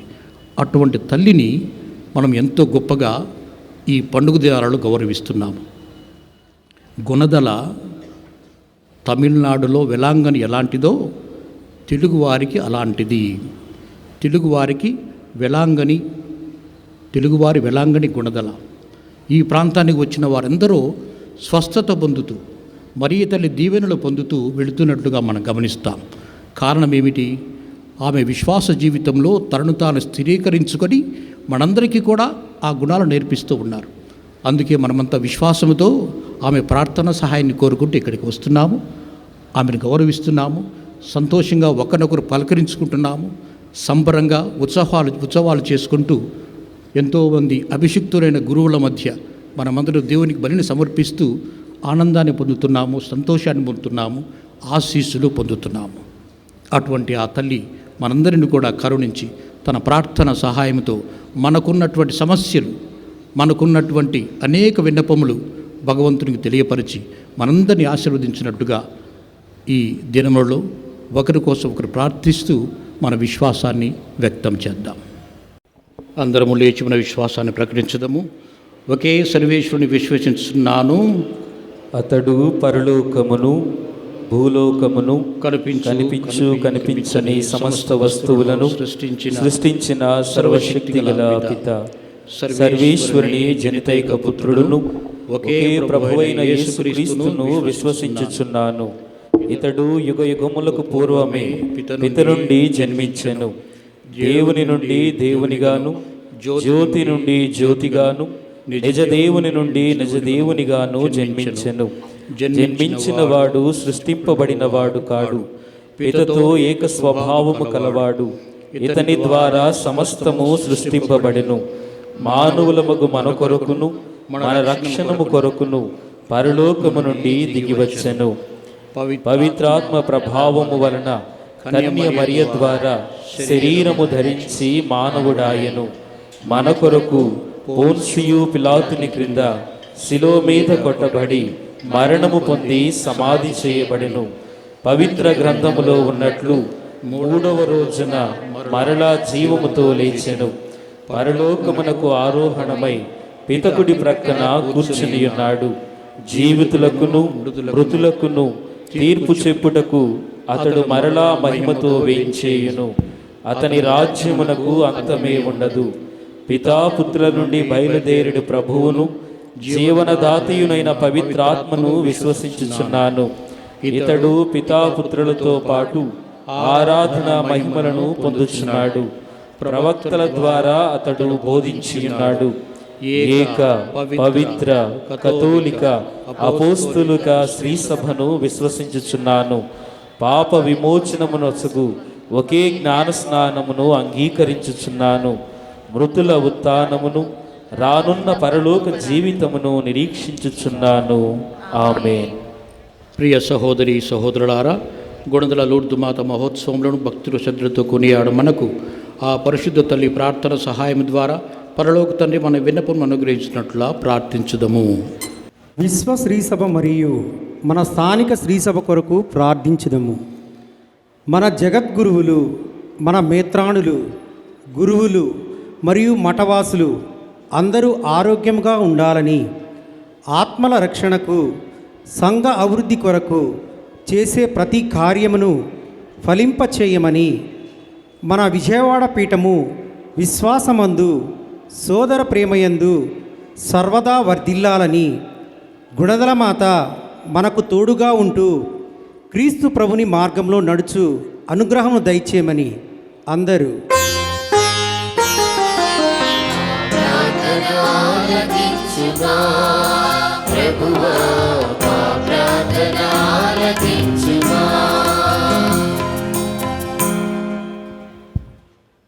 సమాజ శ్రేయస్సు కొరకు ప్రార్థించుదము. సమాజ పాలకులు తమ పాలనాధికారమును సమాజ శ్రేయస్సు కొరకు సక్రమముగా వినియోగింప కావలసిన దీవెనలు ప్రభు వారికి దయచేయాలని, ముఖ్యముగా పేద ప్రజల అభివృద్ధికై పనిచేయు మంచి మనసులను అనుగ్రహించమని అందరూ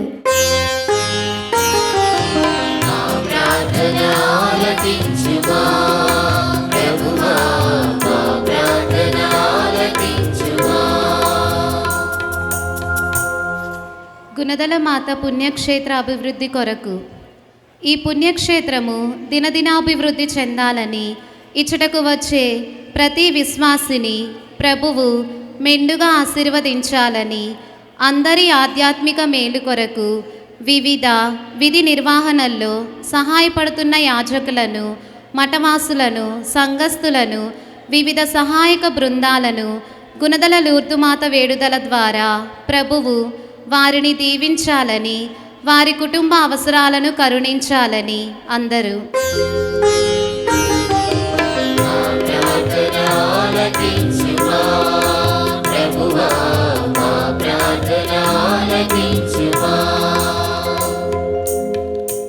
చిన్న బిడ్డలు మరియు యువతి యువకుల కొరకు ప్రార్థించదము. ప్రతి కుటుంబము ప్రభుని శాంతితో నింపబడాలని, చిన్న బిడ్డలు జ్ఞానయమందు ప్రాయమందు మంచిగా ఎదగాలని, యువతి యువకులు దైవభయము కలిగి జీవించాలని, దేవుని అన్వేషించుటకు ఆసక్తి చూపాలని, ఉన్నత చదువులు పూర్తి చేసుకొని మంచిగా స్థిరపడాలని అందరూ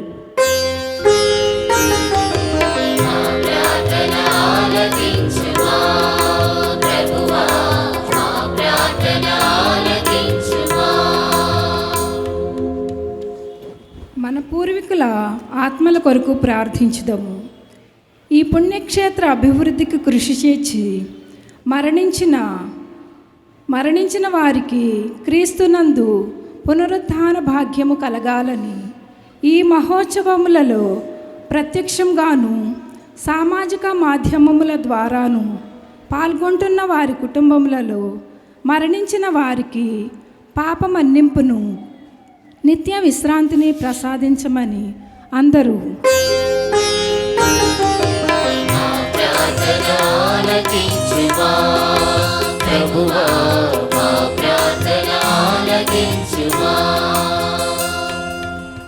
ప్రార్థించుదము. దయగల దేవా, పరిశుద్ధ గుణదల లూర్దు మాత వేడుదల ద్వారా నీవు మాకు దయచేయు ఉపకారములకు గాను నీకు కృతజ్ఞతాస్తుతులు తెలుపుతున్నాము. నీ యందు విశ్వాసముతో మేము సమర్పించిన విన్నపములను కరుణింపుమని మా ప్రభు అయిన క్రీస్తు ద్వారా మనవి చేయుచున్నాము తండ్రి. ఆమేన్.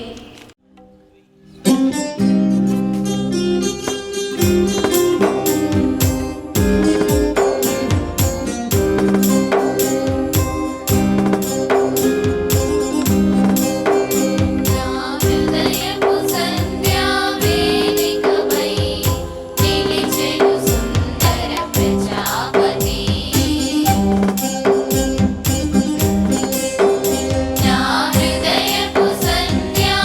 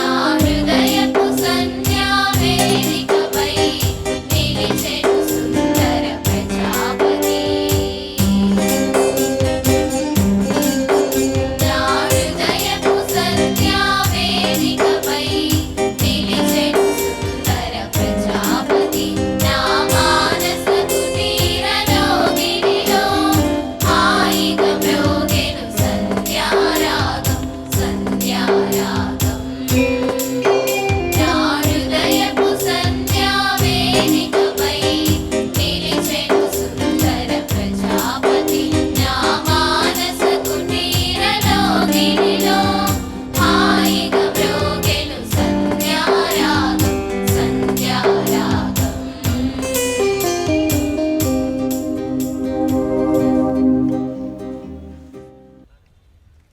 సహోదరి సహోదరులారా, నేరును మీను అర్పించిన ఈ బలి సర్వశక్తి గల పిత అయిన సర్వేశ్వరునికి అంగీకారమనట్లా ప్రార్థించండి. మన ప్రయోజనముల కొరకును తన పవిత్ర శ్రీ సభ ప్రయోజనముల కొరకును ఈ కర్మల ద్వారా ఈ బలిని స్వీకరించును గాక. ప్రార్థించుదము. ఓ సర్వేశ్వర, మేము నీ చెంతకు తీసుకుని వచ్చిన అర్పణ దయతో కనికరించి స్వీకరింపుము. మేము పవిత్రాత్మ ప్రసాదించు జ్ఞానోదయముతో ప్రేరణ పొంది పరిశుద్ధ కన్య మరియమ్మ ఆదర్శంతో తేజరిల్లుదుముగాక. మా హృదయం ఎల్లప్పుడూ నీకు చెందిన పవిత్ర విషయములందు మాత్రమే ఆనందించునుగాక. మా ప్రభు అయిన క్రీస్తు ద్వారా ఈ మనవి చేయుచున్నాము. ప్రభువు మీతో ఉండునుగాక. మీ ఆత్మతోను ఉండునుగాక. మీ మనసులను ఉన్నతమునకు త్రిప్పండి. ప్రభువైపు త్రిప్పియున్నాము. మన దేవుడైన ప్రభువునకు కృతజ్ఞత తెలుపుదము. కృతజ్ఞత తెలుపుట యుక్తము న్యాయము. ప్రభువైన దేవా, పావన పిత, సర్వశక్తిగల నిత్య సర్వేశ్వర, ఎల్లప్పుడూ ఎచోటను మేము మీకు కృతజ్ఞతా వందనములు చెల్లించుట యుక్తము, న్యాయము, శ్రేయస్కరము. పరిశుద్ధ మరియమ్మ తన కన్యగర్భము నుండి శిశువును కన్నది. ఆయననే నీవు జగజ్యోతిగా ప్రకటించి ప్రత్యక్షపరచితివి. ఆయనే మా రక్షణ సంకేతమును, మా ముక్తికి మూల కారణమైన నీ కుమారుడకు యేసుక్రీస్తు. శ్రీసభోరుడైన క్రీస్తు ఉదయించు సూర్యుని వలె మమ్మలను అంధకారము నుండి మరణము నుండి కాపాడుటకు ఉద్భవించను. ఎల్లప్పుడూ పరిశుద్ధముగా జీవించుటకు నీ శాశ్వత రాజ్యములో ప్రవేశించుటకు ఆయన అటుల చేశను. అతని ద్వారా నీ సమక్షంలో నిత్యము ఆనందించు దూతల బృందము నీ వైభవమును ఆరాధించున్నది. వారలతో మా స్వరములు ఏకం చేయమని నేను ప్రార్థించుచు నిరంతరము నీ ప్రస్తుతి చేయుట ఎట్లనగా,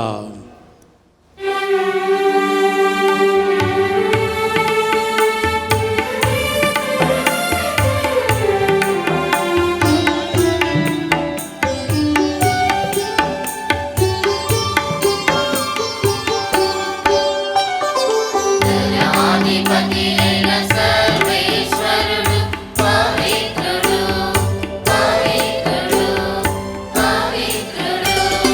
దయాధిపతి అయిన సర్వేశ్వరుడు పవిత్రుడు పవిత్రుడు పవిత్రుడు. పరలోకమును భూలోకమును మీ మహిమతో నిండి ఉన్నవి. పరలోకమును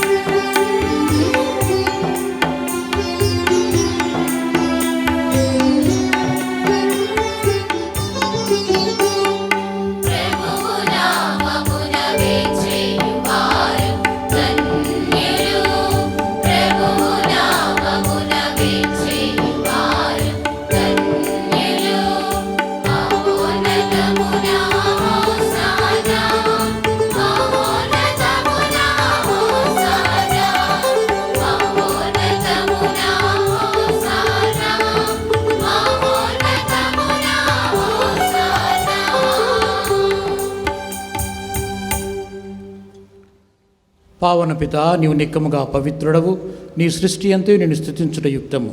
ఏలయనా నీ కుమారుడు మా ప్రభు అయిన యేసుక్రీస్తు ద్వారా పవిత్రాత్మ ప్రభావం వలన సమస్తమునకు జీవము పోసి పవిత్రపరచున్నావు. ప్రపంచమాద్యంతము సూర్యోదయం నుండి సూర్యాస్తమయం వరకు నీ నామమునకు నిర్మలమైన బలులు సమర్పించుటకై ప్రజలు నిరతము పిలుచున్నావు. కావున ఓ ప్రభువా, ఈ కానుకలను నీ సముఖమునకు తెచ్చియున్నాము. పవిత్రాత్మ ద్వారా వీనిని పవిత్రపరచ బ్రతిమాలు కొనుచున్నాము. ఈ విధమా ఇవి మా ప్రభువును నీ కుమారుడునైన యేసుక్రీస్తు శరీర రక్తములు అగునుగాక. అతని ఆజ్ఞ ప్రకారమే ఈ కృతజ్ఞతార్చనను నెరవేర్చుచున్నాము. అతడు అప్పగింపబడిన రాత్రి అప్పమునందుకొని నీకు కృతజ్ఞతా వందనములు చెప్పి స్తుతించి త్రుంచి శిష్యులకిచ్చుచూ ఇట్లనిరి, మీరందరూ దీనిని తీసుకొని భుజింపుడు. ఏలయన ఇది మీ కొరకు అప్పగింపబడనున్న నా శరీరము.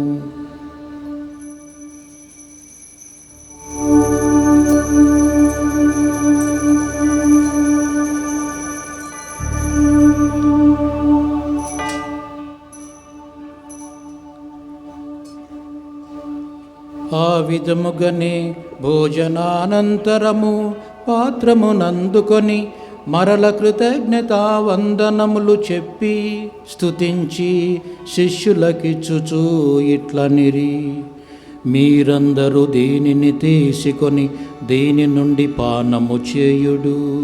ఏలయన ఇది నూతన నిత్య నిబంధన యొక్క నా రక్తపు పాత్రము. ఇది మీ కొరకును అనేకుల కొరకును పాప పరిహారమునకై తారవోయబడును. దీనిని నా జ్ఞాపకార్థము చేయుడు.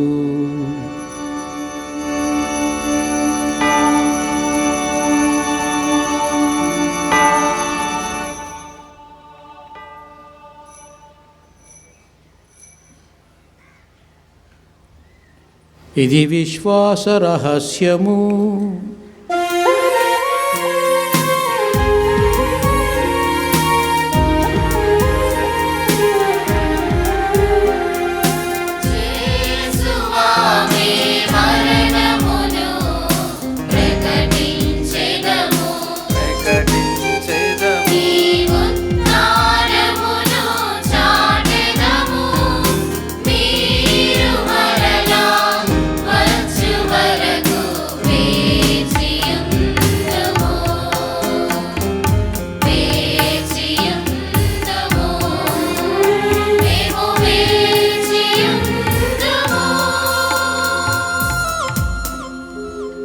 కనుక తండ్రి, నీ దివ్య కుమారుని రక్షణాయుతమగు శ్రమలను, అద్భుతమైన ఉత్థానమును, మోక్షారోహణమును స్మరించుచు అతడు మరల వేంచేయునని ఎదురుచూచు మేము ఈ పవిత్ర జీవన బలిని కృతజ్ఞతతో నీకు అర్పించుచున్నాము.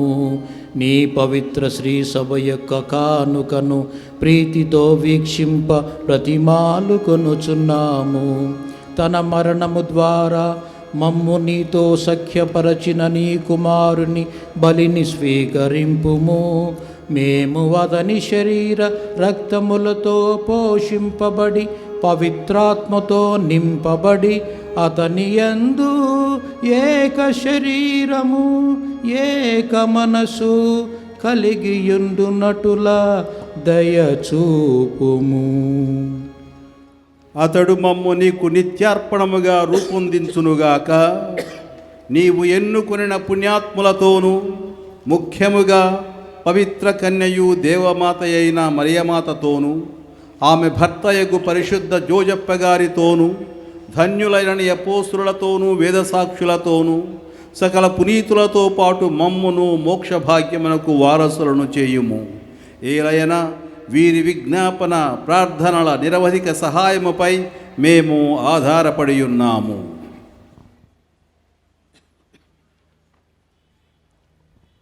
ఓ ప్రభువా, మమ్మ నీతో సఖ్యపరచబలి లోకమంతటికి శాంతిని శ్రేయస్సును ప్రసాదించినట్లు బ్రతిమాలుచున్నాము. ఈ లోకమున యాత్ర చే నీ శ్రీసభను, నీ సేవకుడగు మా లియో జగద్గురువును, మా జోసఫ్ రాజారావు పీఠాధిపతిని, కడప పీఠాధిపతులు సగినాల పౌల్ ప్రకాష్ గారిని, తదితర పీఠాధిపతులను, గురువులు అందరినీ, నీవు సంపాదించుకున్న ప్రజలు అందరినీ విశ్వాసమందును ప్రేమయందును దృఢపరుపుము. నీ చిత్త ప్రకారము నీ సముఖమున చేరియున్న ఈ ప్రజల మనవులను ఆలకింపుము. దయగల తండ్రి, నలుదశలా చెదరియున్న నీ బిడ్డలు అందరినీ కనికరించి నీతో ఐక్యపరచుకొనుము. చనిపోయిన మా సహోదరి సహోదరులను నీ ప్రేమయందు ఈ లోకమున వీరిన వారందరినీ దయతో నీ రాజ్యములో చేర్చుకొనుము. మేమును అచట నీ మహిమను వీక్షించుచు నిత్యానందము పొందుదుముగాక. మా ప్రభు అయిన క్రీస్తు ద్వారా మనవి చేయుచున్నాము. అతని ద్వారా నీవు సకల మేలులను ఈ లోకమునకు దయచేయుచున్నావు.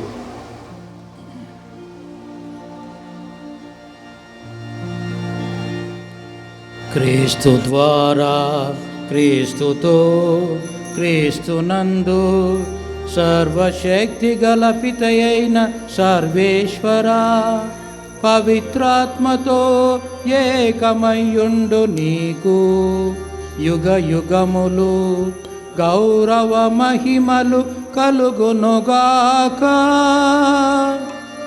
గౌరవ మహిమలు కలుగునుగాక.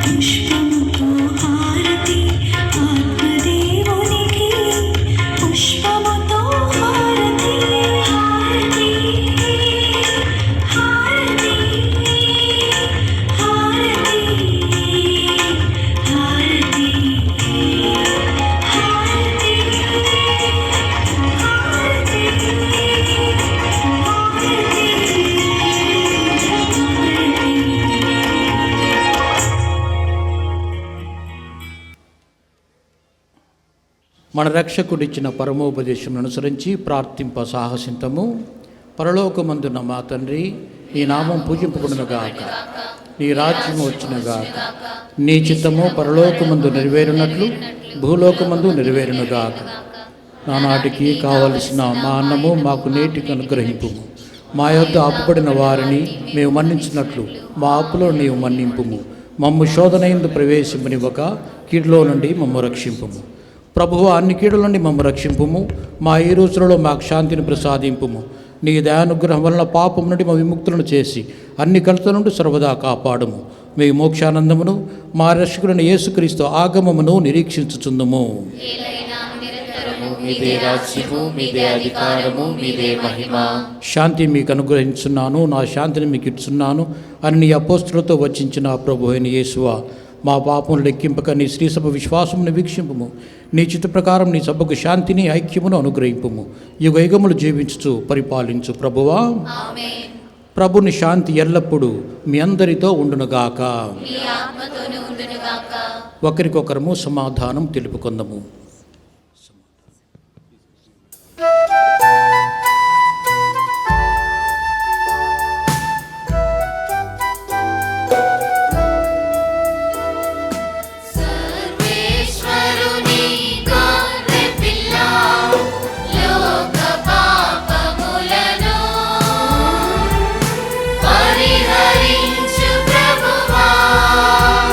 Mom.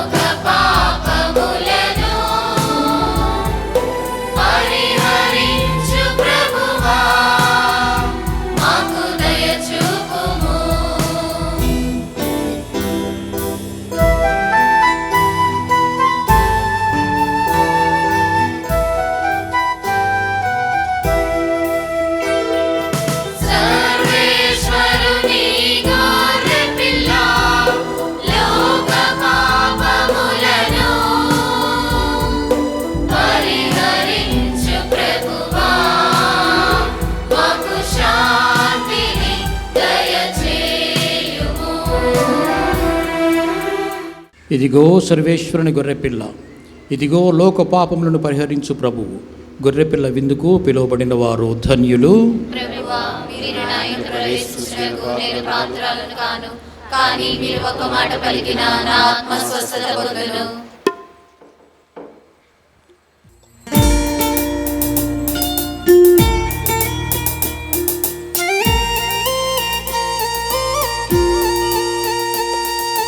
రామా రామా దేవా, హృది తలుపులు తెరచితి రామా.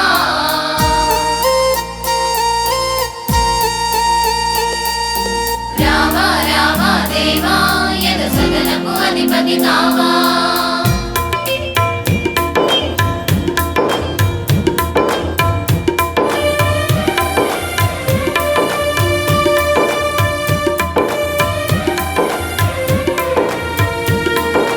దైవ ప్రేమకు క్రీస్తు ప్రభులకు చిహ్నమే విందు, ఇదే కదా కడరా విందు.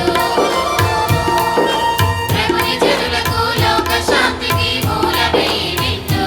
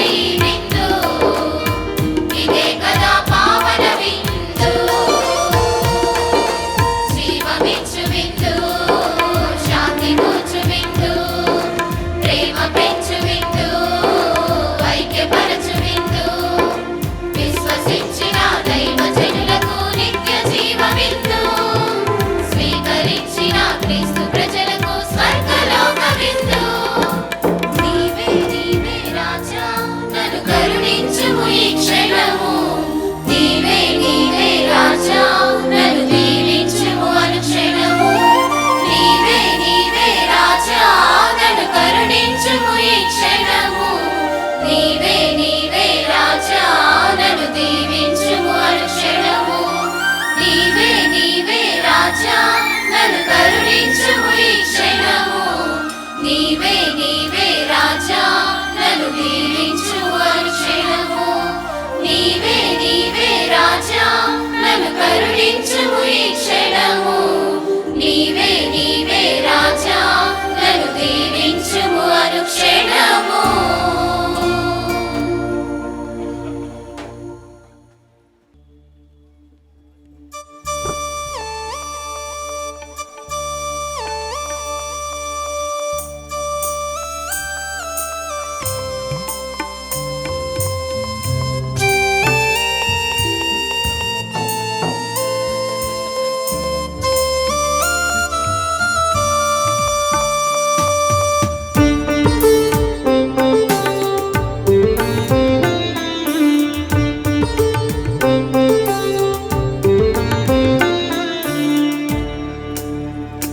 నా హృదయములో వేంచేసిన మందసనాదుడా,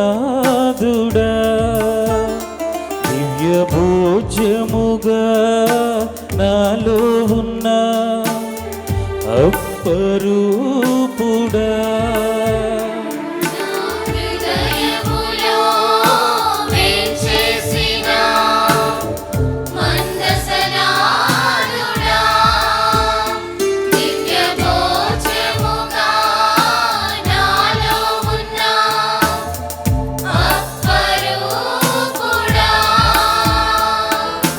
వందనము యేసు వందనము, వందనము క్రీస్తు వందనము. వందనము యేసు వందనము, వందనము క్రీస్తు వందనము.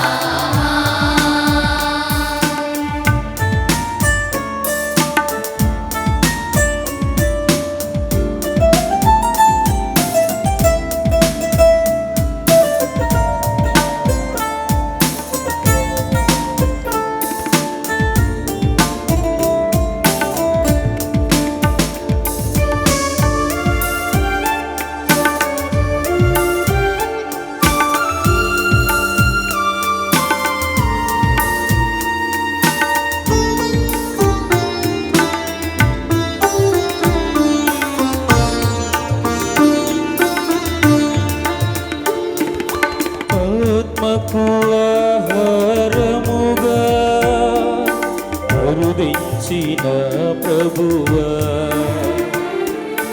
అలసిన నా బ్రతుకులో ధైర్యము నింపుటకు. ఆత్మకు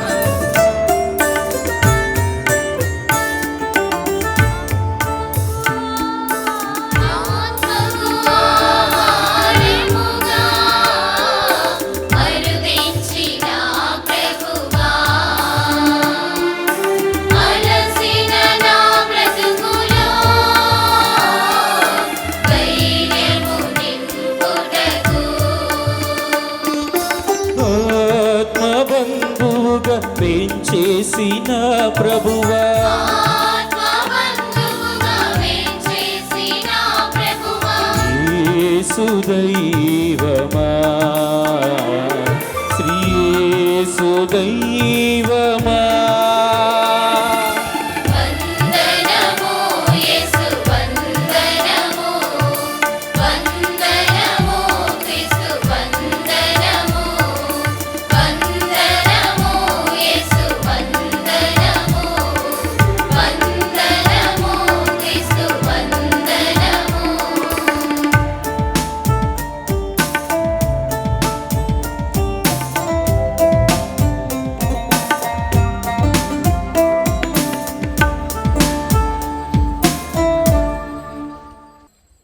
క్రీస్తుని ఆత్మమా, నన్ను పరిశుద్ధపరచండి. క్రీస్తుని శరీరమా, నన్ను రక్షించండి. క్రీస్తుని రక్తమా, నా కృతి కలిగినట్లు స్వీకరించండి. క్రీస్తుని ప్రక్కలో నుండి కారుబడిన నీళ్ళ, నన్ను కడగండి. క్రీస్తు అనుభవించిన కష్టమా, నాకు ధైర్యం కలిగినట్లు చేయండి. ఓ మంచి జేసువా, నా ప్రార్థన ఆలకించండి. మీ గాయముల లోపల నన్ను దాచుకొనండి. నేను మిమ్మెడబాయనట్టు చేయకండి. దుష్ట శత్రువుల చేతిలో దొరకకుండా నన్ను కాపాడండి. నా మరణ సమయమందు మీరు నన్ను పిలుచుకొనండి. నన్ను మీ సన్నిధికి రాచేయండి. ఇప్పుడు మీ పునీతులతో కూడా ముగింపు లేని కాలమున నేను మిమ్ము స్తుతింతునుగాక. ప్రార్థించుదము. ఓ సర్వేశ్వర, మనుష్యోతారమెత్తిన వాక్కు యొక్క శరీర రక్తములతో మేము నూతనీకరింపబడితిమి. పవిత్ర కన్య మరియమ్మను స్మరణ చేసుకుని ఈ రోజున మేము ఆనందముతో స్వీకరించిన ఈ దైవ పరమరహస్యములు మమ్ములను నీ కుమారుని దైవత్వములో భాగస్థులను చేయునుగాక. మా ప్రభు అయిన క్రీస్తు ద్వారా ఈ మనవి చేయుచున్నాము.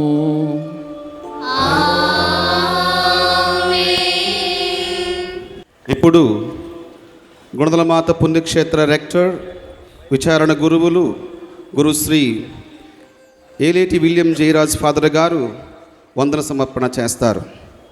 గుణదల లూర్దుమాత 102వ మహోత్సవ మొదటి రోజు ఈ సాయంకాలపు సమష్టి దివ్య బలి పూజను సమర్పించి గుణదల లూర్దుమాత సహాయము మనందరి జీవితాల్లో ఎల్లప్పుడూ ఉండాలని ప్రార్థించిన కడప మేత్రాసన పీఠాధిపతులు మహాపూజ్య సగినాల పౌల్ ప్రకాష్ గారికి, మన పూజ్య పీఠాధిపతులు మహాపూజ్య తెలదుర్తి జోసఫ్ రాజారావు గారి తరపున ఉత్సవ కమిటీ, గురువులు మరియు విశ్వాసులందరి తరపున హృదయపూర్వక ధన్యవాదాలను తెలియజేస్తూ ఉన్నాను.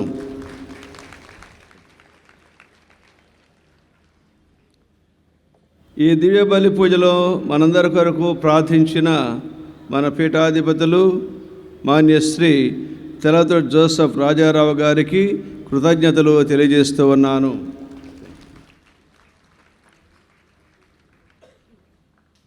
ఈ దివ్య బలి పూజలో పాల్గొని ప్రార్థించినటువంటి గురువులకు, మఠవాసులకు, విశ్వాసులందరికీ కూడా ధన్యవాదాలు తెలియజేస్తూ ఉన్నాను.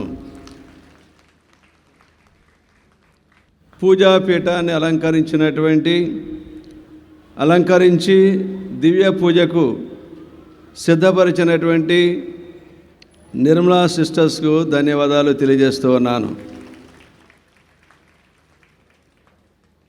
గుణదల లూర్దుమాత ఊరేగింపునకు తేరును అలంకరించడానికి, పూలను కొనడానికి సహాయం చేసినటువంటి తలారి గురుప్రసాద్ మరియు వారి కుటుంబ సభ్యులకు ధన్యవాదాలు.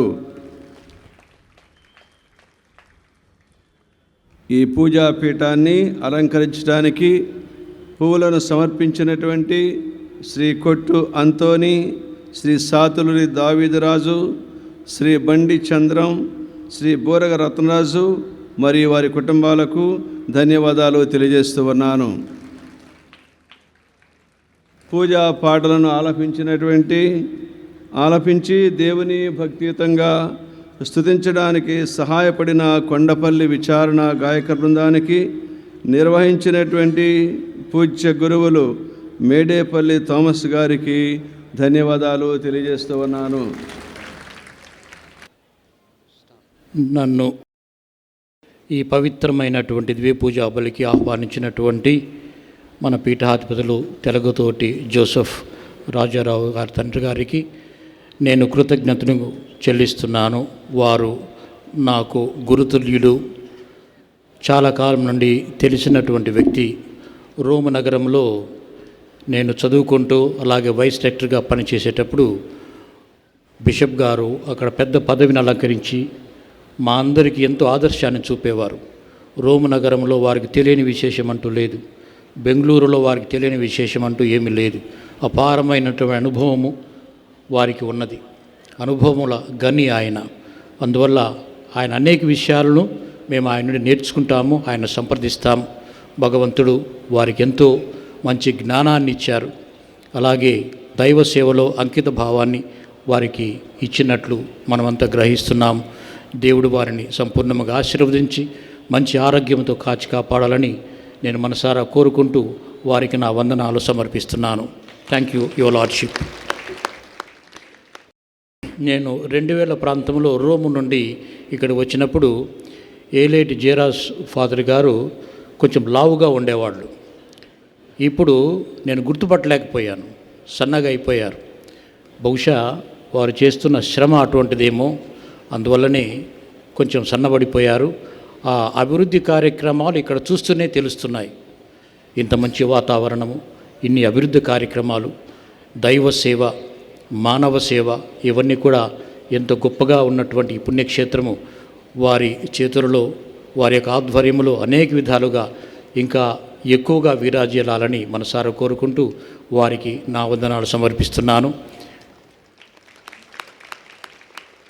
అలాగే ఇద్దరు వికర్జనుల గారికి మరియు చాలామంది గురువులు మా దగ్గర చదువుకున్నటువంటి వాళ్ళు సెమినరీలో, భగవంతుడు వారందరినీ ఆశీర్వదించి అభిషిక్తులుగా వారి సేవలను విస్తృతపరచాలని వారందరి కోసం ప్రార్థిస్తూ వారికి మా దీవెనలు అందిస్తూ దేవునికి సేవలో వారి ఆశీస్సులు మీరు పొందాలని చివరిగా మీకు దీవెనలు అందిస్తున్నాము.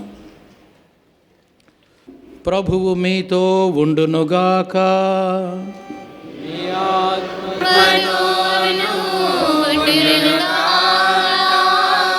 పరిశుద్ధ కన్య అయిన మరియమాత ప్రసవము ద్వారా మహాకనికరంతో పాప విమోచనమును తలపెట్టిన దేవుడు మేము దీవించి మీకు అపారమైన స్వర్గ సంపదలు దయచేయుదురుగాక. మరియమాత ద్వారా జీవితకర్తను పొందార్హులైన మీరు ఆమె అందజేయు సహాయమును భద్రతను గుర్తింతురుగాక. పరిశుద్ధ మరియమాత మహోత్సవం ఘనముగా కొనియాడుటకు భక్తితో ఇక్కడ సమావేశమైన మీరు ఆధ్యాత్మిక ఆనందమును పొందుదురుగాక.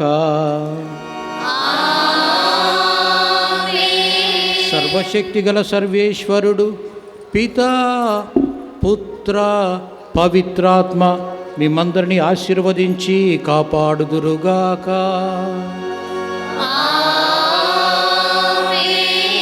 సమాధానంతో వెళ్ళి క్రీస్తు ప్రేమలో జీవించుదము.